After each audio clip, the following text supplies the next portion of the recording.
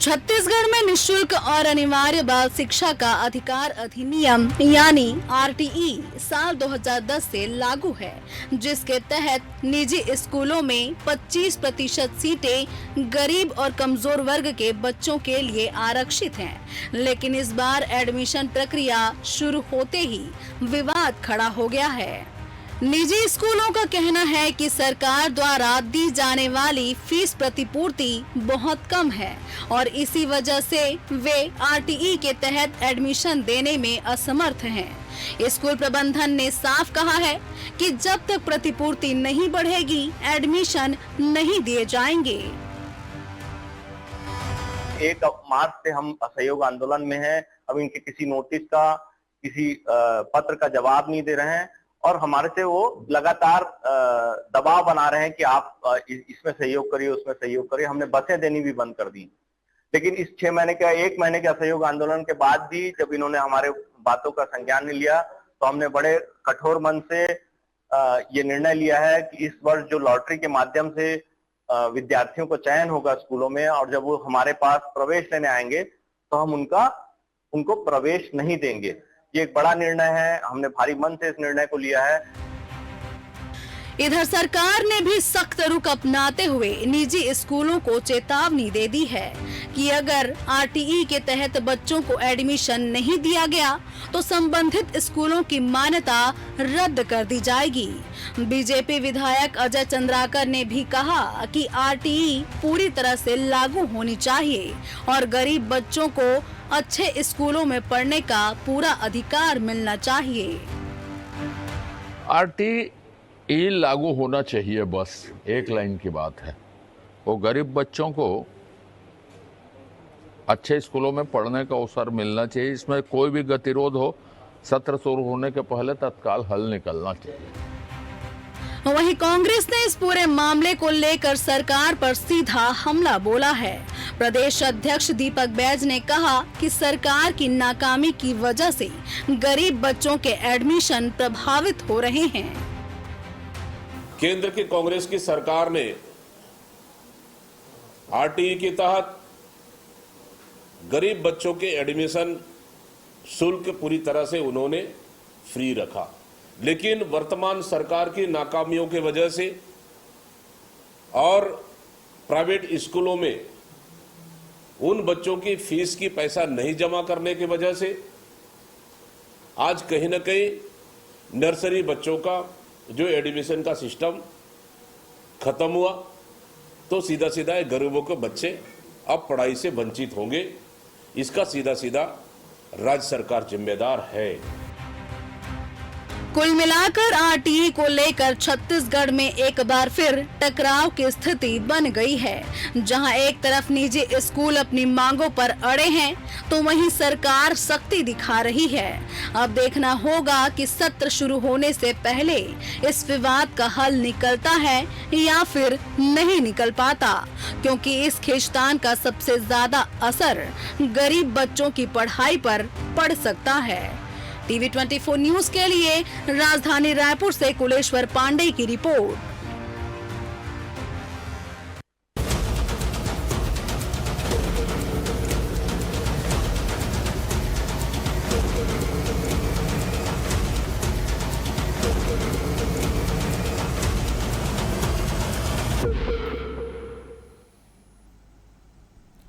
नमस्कार, मैं मोहन तिवारी। आज के मुद्दे में आपका स्वागत है और आज का मुद्दा हमारा आधारित है उस अधिकार पर जिसे शिक्षा का अधिकार कहा जाता है।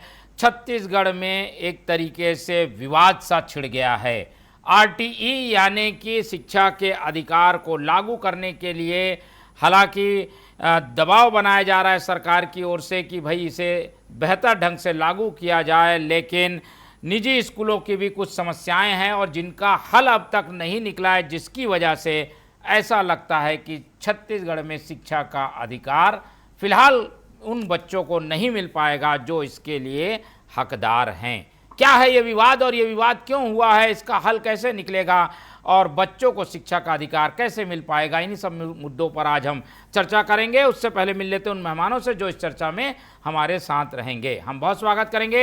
हमारे साथ हमारे स्टूडियो में मौजूद हैं निजी स्कूल संघ का पक्ष रखने के लिए राजीव गुप्ता जी, बहुत स्वागत करेंगे आपका। बीजेपी का पक्ष रखने के लिए हमारे बीच मौजूद हैं बीजेपी के तेज तर्रार नेता और प्रवक्ता वासु शर्मा जी, बहुत स्वागत है आपका। और कांग्रेस का पक्ष रखेंगे कांग्रेस के वरिष्ठ नेता अभय नारायण जी, बहुत स्वागत है आपका।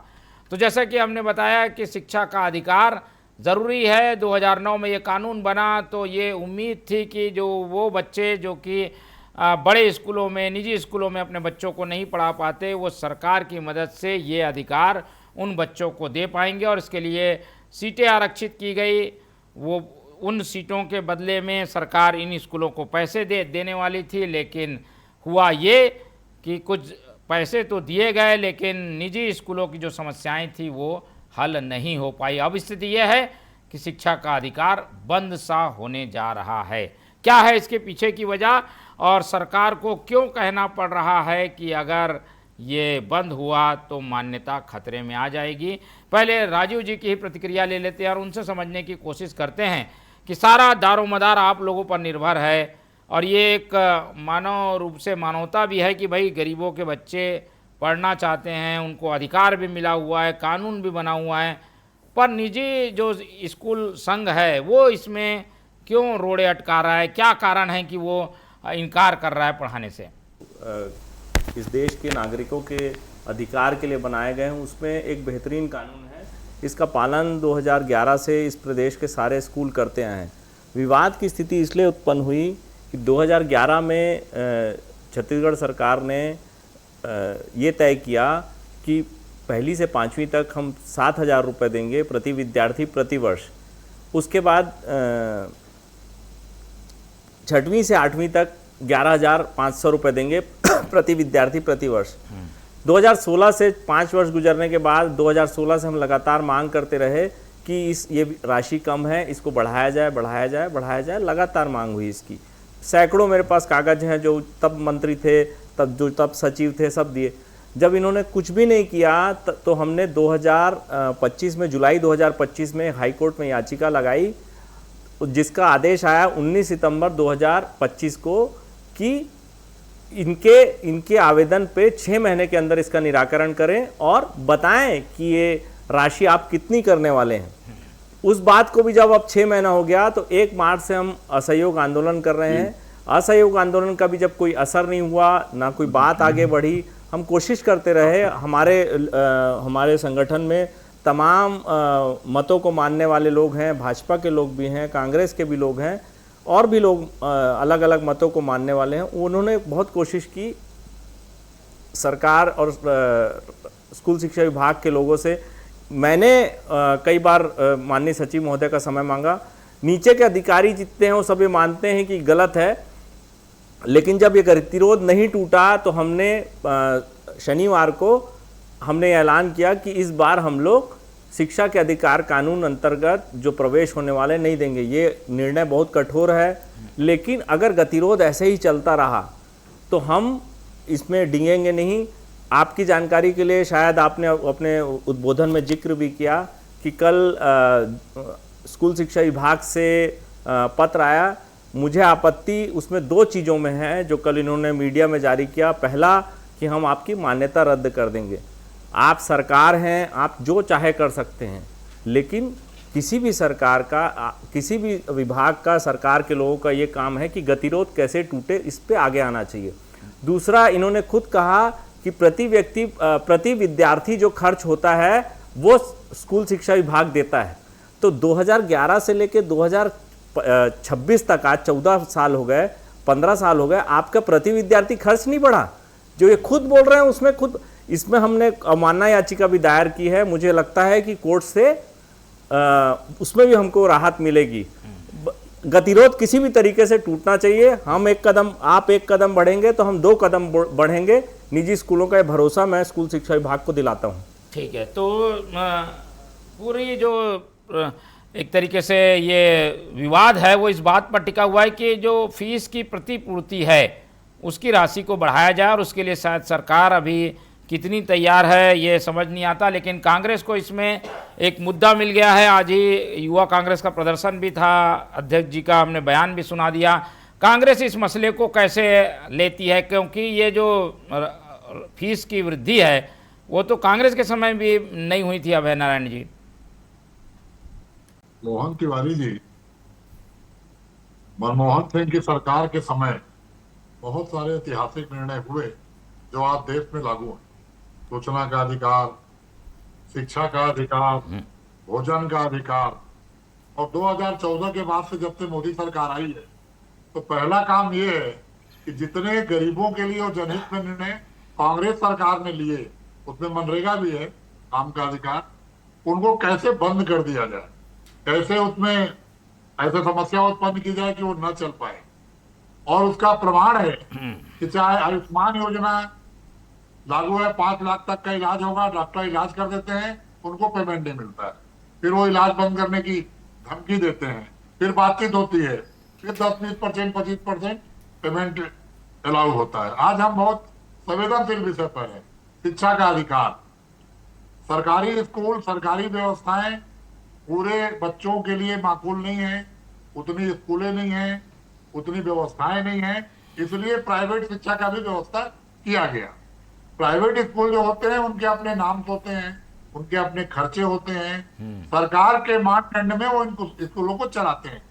लेकिन शिक्षा के अधिकार के तहत 25% बच्चों को आपको भर्ती करना पड़ेगा। गरीब बच्चों को, गरीबी रेखा के नीचे ST SC के बच्चे ज्यादा होते हैं और निम्न वर्ग के बच्चे ज्यादा होते हैं, उसमें उनको आपको भर्ती करना पड़ेगा। उसके लिए सरकार सारी सुविधा देती है, उनकी कॉपी किताब भी देती है, ड्रेस भी देती है और इन स्कूलों को फीस भी देती है। अब विवाद हो गया है फीस कम और फीस ज्यादा का।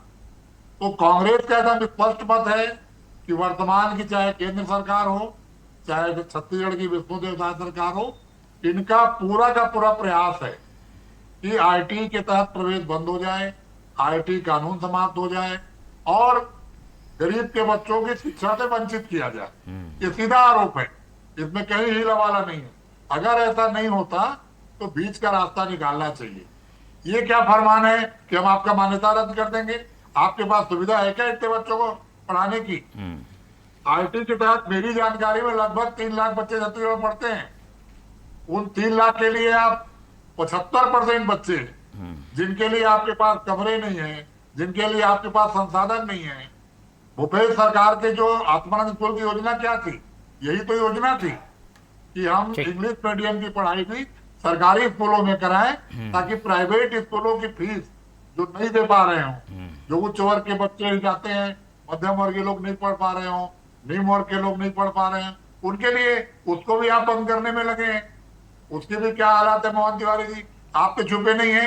तो ये सरकार की योजना यही चल रही है कि इनको दिखता है कि सरकार का राजस्व तो कैसे बढ़े, पैसा कैसे आए और जो निम्न आय वर्ग के पर खर्च होता है ये इनको नागवार गुजरता है। केंद्र सरकार उद्योगपतियों के कर्जा माफ करेगी, हजारों करोड़ माफ करेगी, लेकिन बच्चों की फीस देने के लिए या उनसे बातचीत करके कम ज्यादा करके बढ़ाइए कुछ।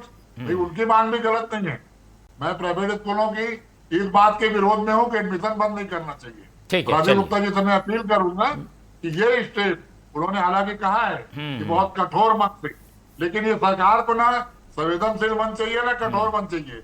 ये सरकार अपनी नीति में सफल हो जाएगी और बदनामी बोलेगी आप लोगों को। ठीक है, चलिए दो एक एक कदम आप सभी को आगे बढ़ना होगा। सरकार भी कुछ पहल करे और उधर से भी कुछ पहल हो, तभी ये मामला सुलझेगा। मैं एक जवाब ले लेता हूँ फिर आऊँगा अभय नारायण जी। ये कुल मिलाकर ये है सरकार के ऊपर चीज़ें ठीकरा फूट रहा है वासु शर्मा जी की भाई आपने सही समय में फीस में वृद्धि नहीं की, क्षतिपूर्ति की राशि सही ढंग से अगर निजी स्कूलों को मिल जाएगी तो ये योजना लागू होगी और ये अधिकार है बच्चों का, उससे वंचित होंगे तो उसके लिए सरकार जिम्मेदार होगी। शर्मा जी, क्या आप लोगों के कुछ प्लान हैं कि इसको लेकर? देखिए मोहन जी, सबसे पहली बात तो यह है राइट टू एजुकेशन कानून क्यों बनाया गया, सबसे पहले हमको ये समझना पड़ेगा। राइट टू एजुकेशन कानून इसलिए बनाया गया कि क्योंकि गरीब घर के बच्चे जो बड़े स्कूल में नहीं पढ़ पाते हैं उसको अधिकार देने के लिए कि वो वहां पढ़ सके। इसमें ये कह देना कि इसमें हमारा जो क्षतिपूर्ति बढ़िया है, ये तो क्योंकि कोई भी हो, शिक्षा का संस्थान सेवा का माध्यम होता है, इसको हम इस तरीके से ना ले कि हमको पैसे कम मिलेंगे तो हम बंद कर देंगे या नहीं लेंगे भर्ती। इसके जैसे ना सरकार सोचती है, मैं तो आग्रह करूंगा कि ऐसे एसोसिएशन वाले भी मत सोचे, क्योंकि ये नियम इसलिए क्या बनाया गया कि गरीबों के छात्रों को अधिकार मिले कि वो अच्छे स्कूल में पढ़ सके, और उसका पालन हो रहा है। हमारी सरकार भी कर रही है, कांग्रेस ने भी किया होगा, हमारी सरकार भी कर रही है। उसका नियम क्या है? राइट टू एजुकेशन का नियम है कि 6 साल से 14 वर्ष के बच्चों को उसमें लिया जाता है। उसका जो प्रतिपूर्ति है मैं बता देना चाहता हूं, जिस प्रकार से एक होता है, देखिए जैसे राजू जी ने बताया कि छत्तीसगढ़ में 1ली से 5वीं तक 7,000 रुपए का प्रतिपूर्ति पर स्टूडेंट, और 6वीं से 8वीं तक का। और बाकी राज्यों की भी तुलना इसलिए करूंगा क्योंकि ऐसा जनता को पता लगनी चाहिए कि कोई छत्तीसगढ़ में नहीं, बाकी स्टेटों में भी यही है। तो मध्य प्रदेश में आप देखें तो 1ली से 8वीं तक 4419 रुपए है। बिहार में देखिए 1ली से 8वीं तक 6559 रुपए है। झारखंड में देखिए 1ली से 8वीं तक जब इनकी सरकार है कांग्रेस के साथ 5100 रुपए है, और उत्तर प्रदेश में 5400 रुपए है। कुछ जगह बढ़े भी है, जैसे उड़ीसा में देखे 1ली से 8वीं तक हमारी सरकार है 12,602 रुपए है। चंडीगढ़ उत्तराखंड में 16,000 रुपए, तो कुछ जगह ज्यादा भी है। तो ये ऐसा नहीं है कि छत्तीसगढ़ की सरकार कम पैसा दे रही है, जो नियम है जो उसके उस हिसाब से पैसा दिया जा रहा है। लेकिन ये कह देना कि भाई सरकार पैसा नहीं देगी तो हम एडमिशन नहीं लेंगे, ये कहां तक जाएगा मोहन जी? क्योंकि बच्चों को भविष्य का सवाल है। छत्तीसगढ़ के जो आरटीआई में दाखिल होने वाले बच्चे हैं उसको इंतजार है, क्योंकि अब प्रवेश चालू होने वाला है। तो सरकार भी एक पहल मांग करती है, भाई आप भी बातचीत करिए, बातचीत का रास्ता खोलिए, जिसको भी उठते सरकार आपसे बातचीत करने को तैयार है। लेकिन ये कह देना कि हम एडमिशन लेंगे तो ये रास्ता नहीं है। रास्ता बिल बैठ के आप और हम निकालेंगे, क्योंकि छात्रों के भविष्य के साथ कोई खिलवाड़ ना हो, उनका आराम से भर्ती हो जाए, इसीलिए नियम कानून बनाए गए हैं। तो इसके सारे लोग को चिंता करनी है मोहन जी। ठीक है, बिल्कुल। और ऐसा ये मसला है जिसमें संवेदनशीलता से ध्यान देने की ज़रूरत है। राजीव गुप्ता जी, कहीं ये आप लोगों का दबाव की रणनीति तो नहीं है? दबाव बनाने के लिए आप लोग ऐसा तो फैसला नहीं ले रहे हैं कि एडमिशन नहीं लेंगे, और संवेदनशीलता थोड़ी बच्चों के प्रति तो दिखाई जा सकती है। देखिए, संवेदनशीलता की जहाँ तक बात है, सारे स्कूल संवेदनशील हैं। आपने कोई ग्रॉस मतलब बहुत शिकायत राइट टू एजुकेशन की प्रदेश के निजी स्कूलों की नहीं सुनी होगी। मैं 2-3 जवाब जो भाजपा के प्रवक्ता बता रहे हैं उनके लिए, ये पिछले 2 दिन से सुविधाजनक तरीके से 4 राज्यों की बात बता रहे हैं कि यहाँ पर कम है। ठीक है, वहाँ कम है, लेकिन मैंने बढ़ा वाला भी रेट बताया। हाँ, तो बढ़े का मैं बता देता हूँ। असम इनकी सरकार है 16,396, चंडीगढ़ लगभग सब जगह इनकी सरकार है 28,000 रुपए, दिल्ली नहीं, इन्होंने कल जो इन्होंने कल विज्ञप्ति में लिखा वो बिल्कुल ठीक लिखा। जो राइट टू एजुकेशन का नियम है वो ये है कि प्रति विद्यार्थी जो सरकारी स्कूलों में खर्च होता है उतना ही आपको आरटी में देना है। पहला, अगर 2011 से लेकर 2026 तक प्रति विद्यार्थी इनका नहीं बढ़ा है शुल्क। भाई, बहुत शिक्षा मंत्री आए, हमारे तो कुछ बहुत अच्छे शिक्षा मंत्री थे, बृजमोहन जी से हमारे इतने अच्छे संबंध थे कि और वो शिक्षा को समझते भी थे। ऐसा नहीं कि 7,000 से कम नहीं हुआ होगा। मेरी आपके चैनल के माध्यम से सरकार के जो लोग सुन रहे हैं, भाजपा के प्रवक्ता मेरे बाजू में बैठ रहे हैं, अगर आपके सुशासन से आपने बहुत अच्छा स्कूल शिक्षा विभाग को चलाया, 7,000 से अगर वो 4,000 हो गया ना, आप सार्वजनिक रूप से घोषणा कर दीजिए, अगर 4,000 में हम बच्चों को नहीं पढ़ाएंगे तो बोलिए, जो नियम है उसको आप भी पालन करिए, मैं भी पालन करूंगा। नहीं, लेकिन ये कैसी बात है कि इसके लिए दबाव बनाना क्या उचित है? क्या निजी स्कूल इससे दबाव की राजनीति? आपको मैं उदाहरण बताता हूं। अगर इन लोगों ने हाई कोर्ट के आदेश का, वो कोर्टों के आदेश का कोई भी सरकार हो कितने अच्छे से पालन करती है, उसका बहुत अच्छा ताजा उदाहरण है। सुप्रीम कोर्ट का आदेश है डीएड के अभ्यर्थियों के लिए, 100 दिन से वो बैठे हैं वहां पर, कोई सुनने को तैयार नहीं। जब तक आप अपनी मांग जायज तरीके से किसी प्लेट, आज क्यों चर्चा हो रही है? आज इस बार हम तो पिछले 1 मार्च से बैठे हैं, हम 1 मार्च से असहयोग कर रहे हैं। बीच में कम से कम 5 परिवहन अधिकारियों से मेरी झड़प हुई है। हम किसी कार्यक्रम के लिए बस नहीं दे रहे हैं, इनके कार्यक्रम फेल हो रहे हैं। कांकेर के आप परिवहन अधिकारी से फोन करके पूछिए, कांकेर का परिवहन अधिकारी बोला मैं जब्त कर लूंगा, मैं बोला आप जब्त कर लीजिए। हमने कहा हमारी और स्कूल शिक्षा विभाग की लड़ाई है, परिवहन आप पार्टी मत बने, ज्यादा अच्छा है। ये गतिरोध तो एक ना एक दिन दूर होगा। हमने तो प्रदेश कार्यकारिणी में ये भी निर्णय लिया है, ऐसे बहुत से मत हैं, बहुत अच्छे अच्छे स्कूल हैं ये मानने वाले कि अगर सरकार स्कूल शिक्षा विभाग नहीं मानेगा तो हम फ्री में पढ़ाएंगे, लेकिन 7,000 में नहीं पढ़ाएंगे। हम फ्री में पढ़ाने को तैयार हैं, लेकिन हम 7,000 में नहीं पढ़ाएंगे। आप तय कर लीजिए प्रति विद्यार्थी आपका व्यय कितना है, 7,000 से कम है। मैं आपके चैनल में दावे के साथ बोल रहा हूं, अगर 4,000 है हम 4,000 में पढ़ाने को तैयार हैं। मोहन जी, ठीक है। नहीं मोहन जी, मेरा वही सवाल है। देखिए सारे लोग बैठे, ये ऐसा विषय है, सब लोग चिंतित हैं, लेकिन ये विषय में आप अगर कहेंगे कि नहीं हमको 7,000 रुपए से आप बता दीजिए या 7,000 रुपए ज्यादा दे दीजिए। अरे आप लिख रहे हो, अरे आप लिख रहे हो विज्ञप्ति में प्रति विद्यार्थी जो व्यय है वो हम दे रहे हैं करके, आप बता दीजिए क्या व्यय है। 2011 में भी वही व्यय है, 2026 में वही व्यय है। मुझे तो ये जानना है कि ये शिक्षा का माध्यम सेवा का माध्यम है, हमको भी गरीबों बच्चों की चिंता कोई लाभ लेना नहीं है, सरकार भी कर रही है, आपको भी चिंता करनी है, सरकार भी खर्च उठा रही है, आप भी थोड़ा अपने तरफ सहयोग करिए, तो बच्चों के भविष्य की बात है। इसमें वासु जी कि नहीं हम आएंगे अब बंद कर देंगे, ये उचित नहीं है। वासु जी, भगत सिंह ना हर किसी को दूसरे घर में अच्छा लगता है, अपने घर में भगत सिंह किसी को शहीद पसंद नहीं है। नहीं गुप्ता जी, ये बात आ रही थी कि ये 25% सीटों की अनिवार्यता जो कर दी गई, इसलिए क्या आप लोग दबाव बना रहे हैं? देखिए आप पिछले 2011 से लेकर 15 साल का इतिहास देख लीजिए, किसी एक स्कूल ने, कोई एक उदाहरण बता दीजिए कि किसी स्कूल ने राइट टू एजुकेशन में एडमिशन देने से मना। ये केंद्रीय कानून है, हम इस बात को समझते हैं कि ये देना ही पड़ेगा एडमिशन, लेकिन अगर आप बात नहीं सुनेंगे तो हम क्या करें बताइए। हम कोर्ट से आदेश लिया है, पिछले 1 महीने से ऊपर से हम आंदोलन में हैं, आप बात सुनने को तैयार नहीं है, आप उल्टा निकालते हो, आपकी मान्यता रद्द कर देंगे।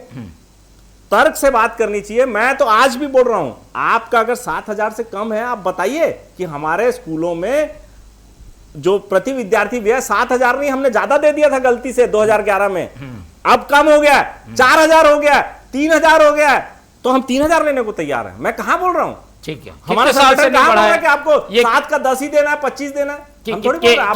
कितने साल से इसमें रिवीजन नहीं हो पाया? 14 साल से, जब से चालू हुआ है, जब 2011 से चालू हुआ है, आज तक रिवीजन नहीं हुआ। इस बात का कोई जवाब नहीं है। कोर्ट हमारे मैं बोलना नहीं चाहता, लेकिन कोर्ट हमेशा हमारी पक्ष में क्यों फैसला देता है? इसीलिए देता है कि ये नाजायज बात करते हैं, ये नाजायज है। आप 14 साल में कैसे, मैंने उदाहरण सहित इनको दिया है, जो मैंने शासन को, स्कूल शिक्षा विभाग को पत्र दिया, मैंने उसमें दिया है। 2011 में एक विधायक का मानदेय इतना था, 250 गुना वृद्धि हुई है। सरकार के सारे कर्मचारी अधिकारियों 300 गुना वृद्धि हुई है, सिर्फ आपकी मानदेय में ही वृद्धि नहीं हो रही है। ये ऐसे कैसे होगा बताइए? चलिए हम आएंगे, इस पर जवाब लेंगे। कांग्रेस का भी एक सवाल जोड़ देते हैं। कांग्रेस इस मसले को कैसे देख रही है, क्या आगे का रुख है कांग्रेस इसमें? इनके साथ निजी स्कूलों के साथ मिलकर कुछ अभियान चलाने का सोच रही है क्या? देखिए, कांग्रेस इस पक्ष में भी नहीं है कि एडमिशन बंद किया जाए, लेकिन कांग्रेस ये बात भी बर्दाश्त नहीं करेगी कि शासन मान्यता रद्द करने की धमकी दे। कि तानाशाही प्रवृत्ति से कोई समस्या का हल नहीं निकलता। गरीब बच्चों का मामला है, और मामले तो ज्यादा कानून है, कानून का पालन तो करना ही होगा, स्कूलों को भी करना होगा और सरकार को भी करना होगा, क्योंकि ये संसद में कानून पास हुआ है जो 2011 से लागू है, अभी तक चल रहा है। जहां पे अभी राजीव जी ने एक बहुत अच्छी बात उठाई कि सरकारी स्कूलों का प्रति व्यक्ति का खर्च निकाल लिया जाए। सरकार साबित कर दे कि हमारे सरकारी स्कूल में प्रति व्यक्ति 5वीं से 8वीं और 1ली से 5वीं में क्या खर्च आ रहा है, वो तो मानने को तैयार है।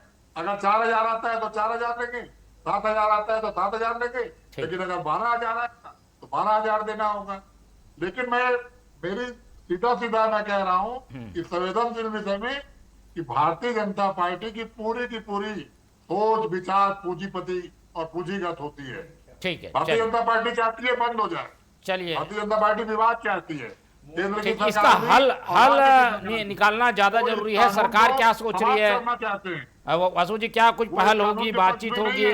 कांग्रेस ने जो कानून बनाए हैं, मनरेगा समाप्त कर रही है, सूचना के अधिकार का अस्तित्व खत्म करते हैं। आप सरकार से बात कीजिए, वार्ता कीजिए, लेकिन इसके हिसाब से आप ये बोल देंगे तो ऐसा नहीं चलेगा। सरकार ने विज्ञप्ति में, प्रेस नोट में सिर्फ ये कहा है कि भाई अगर आप नहीं मानते हैं जो नियम है जो गारंटी है उसको नहीं मानेंगे तो सरकार को कार्रवाई करनी पड़ेगी। ये नहीं, ये कहा है सरकार ने धमकी देने की इसमें बात क्या है? जो नियम के तहत काम नहीं करेगा उसके पर कार्रवाई होगी, ये स्पष्ट है। तो हर कोई कहता है इसमें कोई धमकी देना है, लेकिन हम जब तक हमारा बढ़ेगा नहीं या ये नहीं होगा तब तक हम स्कूल में एडमिशन नहीं देंगे। ये कहना अनुचित है। सरकार से बैठ के, सरकार आपकी है, आप बातचीत कीजिए सरकार से। और आप 2 मिनट, अब मोहन जी अभय जी सुनिए ना, सुनिए क्या कहें। अभी संवेदनशीलता की बात कर रहे हैं। अभय नारायण जी को पिछले 5 साल की संवेदनशीलता बता देता हूं मैं। 220 करोड़ रुपया है, यही इसका पैसा स्कूलों का पेंडिंग था, वो हमारी सरकार ने आके दिया है। संवेदनशीलता थी तो उस समय क्यों चिंता नहीं की भाई? वो अभय नारायण जी बैठ के अभी संवेदनशीलता की चिंता हो रही कांग्रेस पार्टी को, उस समय क्यों चिंता नहीं थी? ये ना, मैं इसीलिए इसमें राजनीति मत कीजिए, राजनीति की बात नहीं है। भारतीय जनता पार्टी की सरकार इसमें काम कर रही है, आपने भी किया होगा। बच्चों की भविष्य की चिंता होनी चाहिए, ये बात होनी चाहिए यहाँ पर, ठीक है, सार्थक चर्चा होनी चाहिए, इसमें राजनीति मत कीजिए। फाइनल का कमेंट ले लेते हैं। राजू जी, क्या कोई पहल होगी? किस बिंदु पर यह मामला शांत हो सकेगा, खत्म हो सकेगा? शुरू होने से पहले ही कहा था, सरकार अगर 1 कदम चलेगी तो हम 2 कदम चलेंगे, सरकार 1 हाथ बढ़ाएगी तो हम 2 हाथ बढ़ाएंगे। लेकिन ये आपको तय करना पड़ेगा कि अन्याय अगर किसी के साथ, हम तो शासन का, स्कूल शिक्षा विभाग का हिस्सा है। 35% विद्यार्थी हमारे स्कूलों में पढ़ रहे हैं, निजी स्कूलों में। प्रदेश के 8000 निजी स्कूलों में 20 लाख विद्यार्थी पढ़ रहे हैं, ये लगभग 35 से 40% होता है। जब हम आपके सब नियम कानून मानने को तैयार हैं तो आप क्यों बात नहीं सुनते? मेरी नहीं, कितने प्रतिशत वृद्धि पे आप लोग सहमत हो जाएंगे? क्या है? कुछ कोई मांग है क्या आप लोग? हमने जो लिख के दिया आप उसको कूड़े में डाल दीजिए, आप कूड़े में डाल दीजिए। मैंने उसमें लिख के दिया 7000 से हम 18000 चाहते हैं। आपने जो लिख के दिया है कि प्रति विद्यार्थी व्यय दिया जाता है, पहले 2011 में 7000 था, आज सार्वजनिक कर दे। मैं बार बार उसी चीज को बोल रहा हूं, हर चैनल में बोल रहा हूं, मीडिया में भी रिलीज किए हैं हमने इस बात को कि आपने 2011 में 7000 रुपए प्रति विद्यार्थी व्यय निकाला था। आज की तारीख में वो प्रति विद्यार्थी व्यय क्या है? अगर 4000 होगा तो हम 4000 लेने को तैयार हैं, ज्यादा होगा तो ज्यादा लेने को तैयार हैं। जो भी होगा उसमें सहमत हैं आप लोग? बिल्कुल। चलिए, तो हम चाहते हैं कि ये गतिरोध जल्दी खत्म हो और पहल दोनों तरफ से करनी होगी। निजी स्कूलों को भी 1 कदम आगे बढ़ना होगा और सरकार को भी इस मामले में कोई अड़ियल रुख ना अपनाते हुए बच्चों के भविष्य के बारे में सोचना होगा। फिलहाल ये विवाद बना हुआ है, तो उम्मीद करते हैं सियासत इसमें कम हो और बच्चों की भविष्य की चिंता ज़्यादा की जाए। चर्चा आज यहीं खत्म करते हैं। इस चर्चा में हमारे साथ राजू गुप्ता जी जुड़े, उनका बहुत धन्यवाद। वासु शर्मा जी ने समय दिया, उनका धन्यवाद। अभय नारायण जी हमारे साथ बने रहे, उनका बहुत बहुत धन्यवाद। तो तीनों मेहमानों को धन्यवाद कहते हुए आज की चर्चा यहीं खत्म करते हैं और आप लोग से रखते हैं उम्मीद कि आप लोग देखते रहेंगे TV24। रखें अपना बहुत ख्याल। नमस्कार।